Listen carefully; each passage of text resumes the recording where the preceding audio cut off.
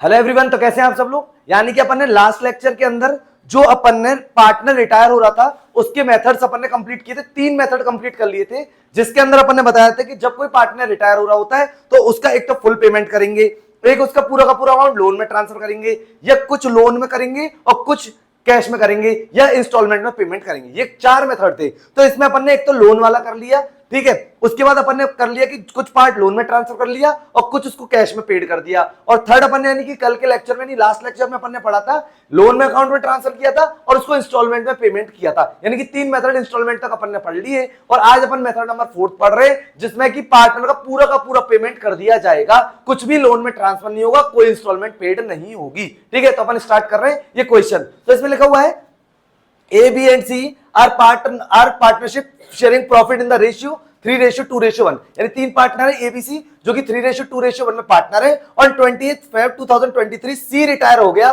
From the firm से। यानी 3 partner है ABC और इसमें से जो C रिटायर हो रहा है। ठीक है, इसके बाद देखो there balance sheet on this date was as follow. और ये बैलेंस शीट दे रखी है जिसमें अपने को सन्ड्री क्रेडिटर दे रखे हैं 1,20,000 रुपए की, आउटस्टैंडिंग एक्सपेंसेस अपने को दे रखे हैं 10,000 के, पी एंड एल दे रखा है अपने को 1,50,000 का।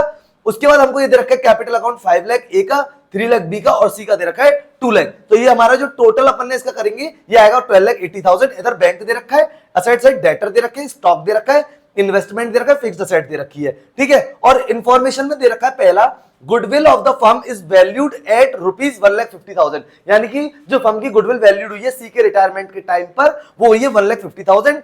लिखा हुआ है sell his share of goodwill to A and B in the ratio 4:1। यानी कि जो सी है उसने जो अपना प्रॉफिट शेयरिंग यानी जो उसका प्रॉफिट था वो उसने किस किस को सेल कर दिया, ए को और बी को। कौन से प्रॉफिट शेयरिंग रेशियो में, 4:1 में। ठीक है, तो ये इनका गेनिंग रेशियो रहेगा 4:1। उसके सेकंड पॉइंट की बात करते हैं, stock is revalued at 3 lakh. यानी कि इन्होंने स्टॉक को रिवैल्यूड करा है 3 लाख पे। तो बैलेंस शीट में जरा जाके चेक करेंगे, स्टॉक है 2.5 लाख का और इन्होंने वैल्यूड करा 3 लाख पर, यानी कि 50,000 रुपए का प्रॉफिट है। एंट्री अपन को पता है क्या होगी, स्टॉक अकाउंट दिया टू रिवैल्यूएशन अकाउंट। उसके बाद इन्होंने लिखा डेटर आर रिवैल्यूड एट 1,50,000। तो जरा यहाँ पे देखिए डेटर है 165 की और इन्होंने रिवैल्यूड करा 150 पे, यानी 15,000 का लॉस है, यानी 15,000 रुपए का लॉस है। एंट्री अपन क्या पोस्ट करेंगे, रिवैल्यूएशन अकाउंट दिया टू डेटर। ठीक है, उसके थर्ड पॉइंट है outstanding expenses be brought down to ₹3,000। यानी कि जो आउटस्टैंडिंग एक्सपेंसेस है वो जो ब्रॉट डाउन होंगे वो 3,000 होंगे। और यहाँ पे आप देखिए आउटस्टैंडिंग एक्सपेंसेस का बैलेंस है 10,000 और 3,000 ब्रॉट डाउन होगा, तो इसका मतलब 7,000 के एक्सपेंसेस हमारे खत्म हो गए, हमारी लायबिलिटी कम हो गई, प्रॉफिट हो गया फर्म को। एंट्री अपन लोग क्या पोस्ट करने वाले हैं, आउटस्टैंडिंग एक्सपेंसेस अकाउंट दिया टू रिवैल्यूएशन अकाउंट 7,000 से। ठीक है, आई होप कि यहां तक आपको समझ में आ गया होगा। उसके नेक्स्ट पॉइंट दे रखा है investment are sold at a loss of 10%। यानी कि इन्वेस्टमेंट हमको दे रखे 3 लाख के और 10% के लॉस में इसको सोल्ड कर दिया गया। यानी कि जो 10% का लॉस है उसे अपन रिवैल्यूएशन में ट्रांसफर करेंगे। एंट्री पोस्ट हो जाएगी यहां पर आपकी रिवैल्यूएशन अकाउंट दिया टू इन्वेस्टमेंट अकाउंट। ठीक है, और उसके बाद जो 90% वैल्यू यानी कि 2,70,000 वो अपने पास पैसे आ जाएंगे। तो उसकी एक और एंट्री अपन इधर देखते हैं क्या होगी। देखिए एंट्री होगी bank account DR, revaluation account DR to investment account. ठीक है, बैंक में जाएंगे 2,70,000। ठीक है, 30,000 का लॉस है क्योंकि 10% लॉस है और 3 लाख के टोटल इन्वेस्टमेंट है। तो यहाँ पे देखो, यहाँ पे लिखा हुआ था कि investment are sold at loss of 10% के लॉस में। तो जो लॉस है उसको अपन ने रिवैल्यूएशन में ट्रांसफर कर दिया है। ठीक है, बैंक में आ गया 2,70,000 और टोटल जो इन्वेस्टमेंट की अमाउंट है वो है 3 लाख। आई होप कि ये बात आपको अच्छे से समझ में आ गई होगी। उसके ऊपर अपन आगे चलते हैं, किसने लिखा है fifth point, C is paid off in full. यानी कि सी को पूरा का पूरा पेमेंट कर दिया गया। ये मेथड है लास्ट। और उसके बाद इसने बोला है prepare revaluation account, partners capital account और बैलेंस शीट न्यू फर्म की। तो यहां पे जो सी को पेमेंट कर दिया फुल, तो यानी कि अपन ने इसे लास्ट वाले लेक्चर तक पढ़ा था कि जब कोई पार्टनर रिटायर होता है, कोई भी इंफॉर्मेशन नहीं होती तो उसके पूरे के पूरे होल अमाउंट को उसके लोन अकाउंट में ट्रांसफर करते हैं। एक तो ये पढ़ा था अपन ने। दूसरा अपन ने ये पढ़ा था कि अगर मान के चलते कुछ पार्ट लोन में पेमेंट हो जाएगा और कुछ पार्ट उसको कैश में कर दिया, यानी लोन में ट्रांसफर कर देंगे और कुछ कैश में कर देंगे। थर्ड पॉइंट आपने पढ़ा था कुछ पार्ट लोन में ट्रांसफर हो गया था तो जो लोन है उसकी इंस्टॉलमेंट में इन्होंने पेमेंट करी थी, जो कि अपन ने लास्ट लेक्चर में समझ लिया था। अब ये जो अपना नेक्स्ट यानी लास्ट जो टॉपिक रह गया इसका वो ये है कि अब इसमें जो पार्टनर रिटायर हो रहा है उसका पूरा का पूरा फुल अमाउंट जो है वो पे कर दिया गया है फर्म के द्वारा। ठीक है, आई होप कि ये क्वेश्चन आपको अच्छे से समझ में आया होगा। तो अपन स्टार्ट कर रहे हैं इसमें सबसे पहले रिवैल्यूएशन अकाउंट। तो उसको समझो, ये एंट्री आपको अच्छे से समझ में आई होगी। बैंक अकाउंट दिया, रिवैल्यूएशन अकाउंट दिया टू इन्वेस्टमेंट। इसमें रिवैल्यूएशन में यानी कि अपन ने 30,000 लिए क्योंकि यहाँ पे बोल रखा था 10% लॉस में अपन ने सोल्ड करे हैं। ठीक है, अब स्टार्ट करते हैं रिवैल्यूएशन अकाउंट। तो एक बार इसको रिवैल्यूएशन अकाउंट को देखिए। अब रिवैल्यूएशन अकाउंट। ठीक है, सॉल्यूशन स्टार्ट कर रहे हैं अपन। तो आप एक बार इसका रिवैल्यूएशन अकाउंट देखिए।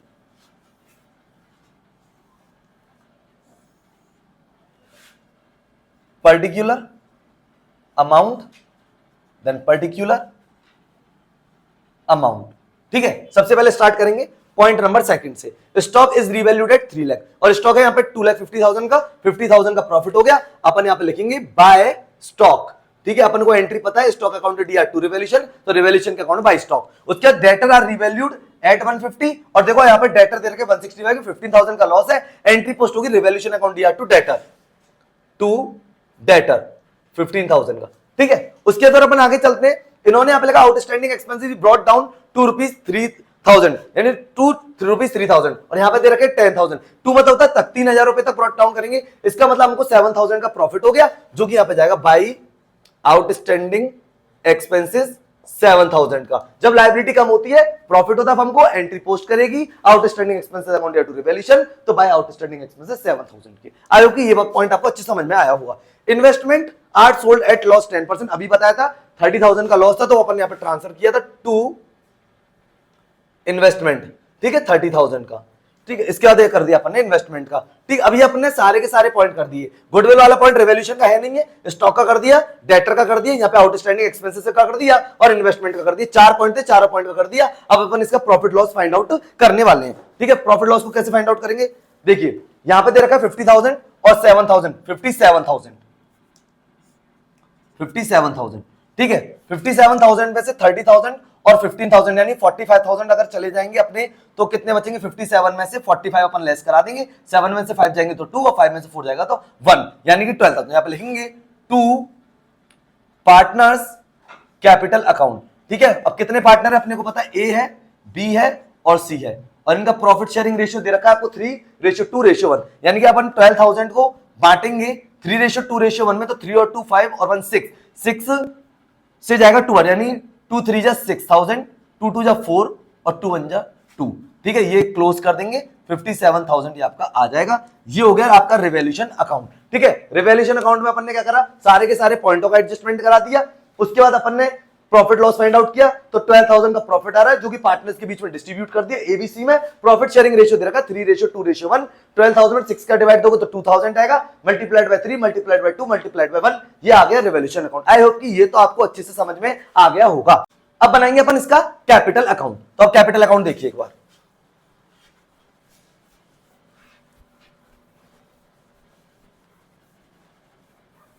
तो कैपिटल अकाउंट बनाएंगे, 3 पार्टनर है तो अमाउंट के 3 कॉलम। ठीक है, ये दूसरा अकाउंट है, रिवैल्यूएशन अपन ने बना लिया। अब अपन पार्टनर कैपिटल अकाउंट बनाएंगे, A, B एंड C।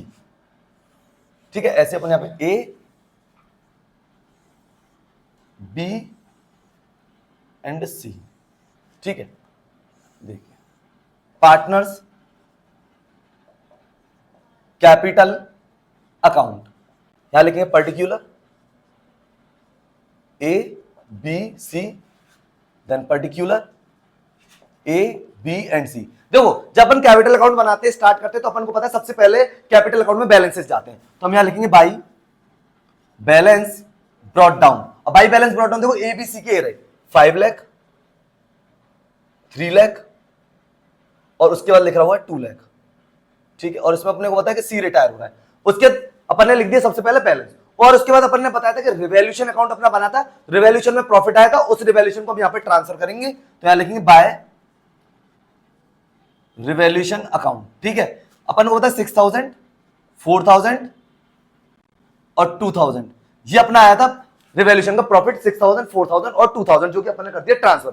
अब अपन चलेंगे बैलेंस शीट पे और देखेंगे कोई रिजर्व एंड सरप्लस, कोई लॉसेस वगैरह तो नहीं है। तो देखो अपन को दिख रहा है P&L अकाउंट दिख रहा है, 1,50,000 का प्रॉफिट है, इसको पार्टनर्स के बीच में डिस्ट्रीब्यूट करेंगे, तो अपन यहां पे लिखेंगे बाय P&L अकाउंट। ठीक है, इसको अपन डिस्ट्रीब्यूट करेंगे, यानी कि 1,50,000 डिवाइडेड बाय करेंगे इसमें 6।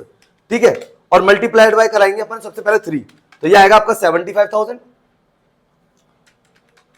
फिर आएगा आपका 50,000, फिर आएगा आपका 25,000। ठीक है, ये अपन ने पी एंड एल को यहाँ पे ये डिस्ट्रीब्यूट कर दिया, यानी कि केवल एक ही प्रॉफिट था वो लिख दिया और कैपिटल का बैलेंस लिख दिया और रिवैल्यूएशन अकाउंट का जो भी हमारा प्रॉफिट आ रहा था वो अपन ने यहाँ पे लिख दिया। अब बात करेंगे इसके पॉइंट नंबर फर्स्ट की। पॉइंट फर्स्ट क्या कह रहा है, goodwill of the firm is valued at ₹1,50,000 और sell is share of goodwill to A and B in their ratio 4:1, यानी इन्होंने 4:1 में इसको सेल किया। किसने, सी ने अपना हिस्सा, किसको, ए को और बी को। तो ये इनका क्या गेनिंग रेशियो है। तो समझना, पहले यहाँ पे कुछ बता रहे हैं आपको। सबसे पहले हम लोग क्या यहाँ पे लिखने वाले हैं, यहां लिखेंगे सीज गुडविल।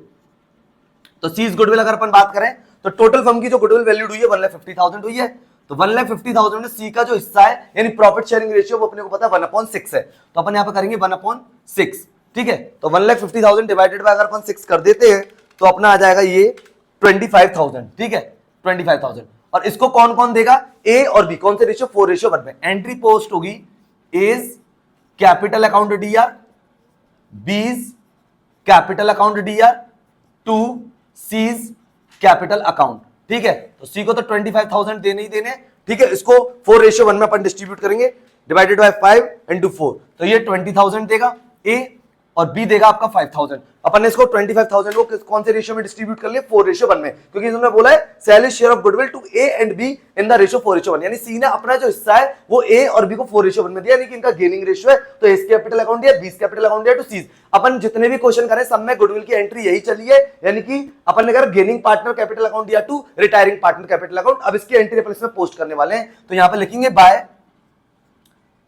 एज कैपिटल और यहां पर लिखेंगे बाय बीस कैपिटल और अमाउंट जाएगी सी के अकाउंट में 20,000 और 5,000, ठीक है। इस एंट्री को हम यहां पे पोस्ट करेंगे तो यहां लिखेंगे टू सीज कैपिटल, ए के अकाउंट में जाएगी 20,000 और बी के में जाएगी 5,000, ठीक है। आई होप कि ये पॉइंट आपको समझ में आया होगा, क्योंकि नॉर्मल पॉइंट है, ये वर्किंग नोट है आपका, ठीक है। गुडविल को सी की गुडविल और उसकी एंट्री हुई है, ठीक है। तो अपन ने पॉइंट नंबर फर्स्ट जो गुडविल वाला है वो कंप्लीट कर दिया, ठीक है। और ये जो फर्स्ट, सेकंड, थर्ड और फोर्थ पॉइंट थे रिवैल्यूएशन की अपन ने कंप्लीट कर दिए। अब ये फिफ्थ पॉइंट कह रहा है C is paid off in full, यानी कि सी को पूरा का पूरा पेमेंट करना है, ठीक है। तो जरा आप देख लेते हैं सी का कितना पेमेंट निकलता है। तो इसके यहां पे हम क्लोज करेंगे, ठीक है। तो सी का जरा देखिए कितना हो रहा है, 2 lakh plus 2,000 plus 25,000 plus 20,000 plus 5,000, इनका जो टोटल पेमेंट निकल रहा है वो निकल रहा है 2,52,000, ठीक है। और इधर कुछ भी नहीं है तो यहां लिखेंगे टू बैंक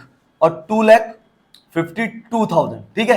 ये इसका बैलेंसिंग फिगर अपन ने निकाल दिया, 2,52,000 यहां से ऐड करा पहले सी का और यहां पे कुछ भी नहीं है तो लिख दिया। उसके बाद यहां पे लिखेंगे टू बैलेंस कैरिड डाउन, ठीक है। टू बैलेंस कैरिड डाउन निकालेंगे किस किस का, ए और बी का। तो जरा देख लेते हैं, ए का पहले 5 लाख प्लस करेंगे 6,000 और प्लस करेंगे इसमें 75,000, ये आ रहा है 5,81,000, ठीक है। इसमें से अपन माइनस करा देंगे 20,000 तो बैलेंस आएगा आपका निकल के 5,61,000 और टोटल करेंगे 5,81,000, ठीक है। ये निकल गया अपन का ए का।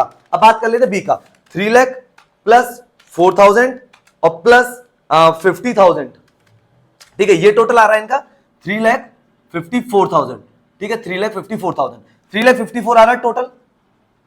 उसमें से अपन माइनस कराएंगे 5,000 तो बैलेंस आएगा 3,54,000 माइनस कराएंगे इसमें से 5,000 तो बैलेंस आएगा 3,49,000, ठीक है। और इधर टोटल करेंगे 2,52,000।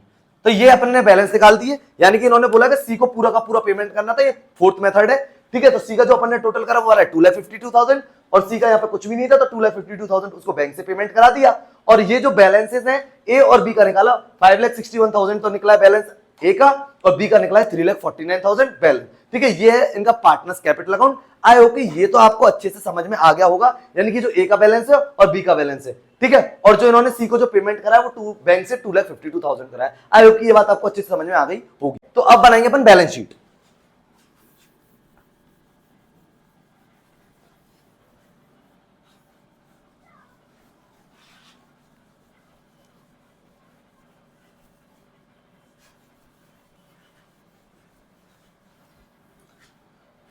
तो एक बार इसकी अपन बैलेंस शीट देखते हैं। बैलेंस शीट, ठीक है, न्यू फर्म की बैलेंस शीट है। अब केवल पार्टनर रहेगा दो, ए और बी। फॉर्मेट रेडी करते हैं इसका।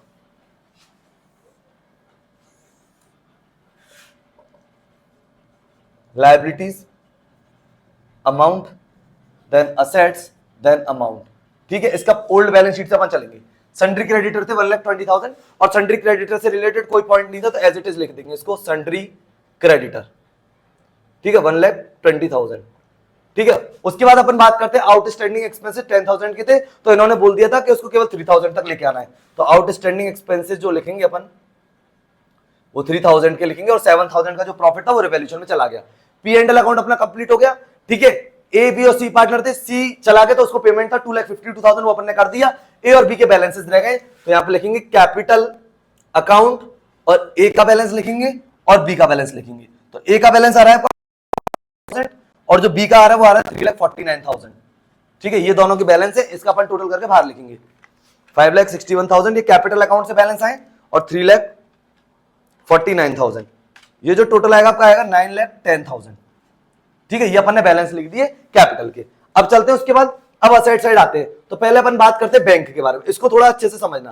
देखो बैंक में बैलेंस दे रखा है 25,000 का, देखो ये रहा, ठीक है। फिर अपन ने क्या करा, इन्वेस्टमेंट बेचे थे ये वाले 10% कम पर, तो मैंने इसकी एंट्री आपको करी थी बैंक अकाउंट दिया, रिवैल्यूएशन अकाउंट दिया, टू इन्वेस्टमेंट। तो बैंक में आएगा 2,70,000, रिवैल्यूएशन में जो 30,000 का लॉस आया था वो रिवैल्यूएशन में ट्रांसफर कर दिया और इन्वेस्टमेंट टोटल थे 3 लाख के। आई होप कि ये पॉइंट आपको समझ में आया होगा। तो हम लोग क्या करेंगे यहाँ पे 2,70,000 ऐड करेंगे और उसके बाद अपन ने क्या करा था, जो सी था इसको पेमेंट कराया था 2,52,000 का फुल पेमेंट था इसका, उसे माइनस कराएंगे 2,52,000, ठीक है। यानी 25,000 का पहले से बैलेंस है, इन्वेस्टमेंट बेचे 2,70,000 वो लिख दिया और 2,52,000 यानी 2,52,000 का पेमेंट करा दिया था किसको, सी को। तो आप देखते हैं रिमेनिंग बैलेंस इसमें कितना बच रहा है, ठीक है, देख लीजिए 25,000 प्लस करेंगे इसमें 2,70,000 और इसमें से माइनस कराएंगे 2,52,000, ठीक है। ये आपका आएगा 43,000, केवल बैंक में 43,000 का बैलेंस बच गया। अब उसके बाद बात कर लेते हैं डेटर के बारे में। तो देखिए डेटर को देखो, तो डेटर नीचे रिवैल्यूड करके दिए होते 1,50,000 के, तो अपन इसको एज इट इज लिख देंगे 1,50,000, ठीक है डेटर।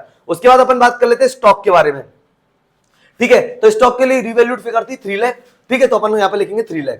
इसका जो प्रॉफिट और लॉस था वो अपन ने दोनों ट्रांसफर कर दिए, यानी स्टॉक से प्रॉफिट और डेटर से लॉस था रिवैल्यूएशन अकाउंट में ट्रांसफर कर दिया। इन्वेस्टमेंट कंप्लीट खत्म हो चुका है क्योंकि सोल्ड कर दिया। अब बात कर लेते हैं फिक्स्ड असेट्स के बारे में, ठीक है। तो फिक्स्ड असेट से रिलेटेड कोई भी इंफॉर्मेशन नहीं थी, 5,40,000 की एज इट इज अपन यहाँ पे इसको फिक्स्ड असेट्स को लिख देंगे। तो ये बैंक का लिख दिया, ये डेटर लिख दिया, स्टॉक लिख दिया, फिक्स्ड असेट्स एक बार देख लेते हैं। तो गुडविल का एडजस्टमेंट कंप्लीट, स्टॉक कर दिया, डेटर लिख दिया, आउटस्टैंडिंग एक्सपेंसेस का लिख दिया, इन्वेस्टमेंट कंप्लीट खत्म हो गए और सी को अपन ने फुल पेमेंट कर दिया। ये अपन की इसकी क्वेश्चन की बैलेंस शीट है और एक बार इसका अपन करेंगे टोटल और देखते हैं इक्वल आ रहा है या नहीं आ रहा है। देखो 1,20,000 प्लस करेंगे इसमें 3,000 और प्लस करेंगे इसमें 9,10,000, ठीक है। ये आ रहा है आपका 10,33,000 लायबिलिटी साइड का बैलेंस। अब एक बार देख लेते हैं अपन असेट साइड का, 43,000 प्लस करेंगे इसमें 1,50,000 प्लस करेंगे इसमें 3 लाख और प्लस करेंगे इसमें 5,40,000, तो ये बैलेंस आ रहा है पर 10,33,000। ये सबसे सिंपल बैलेंस शीट थी, सबसे सिंपल क्वेश्चन था।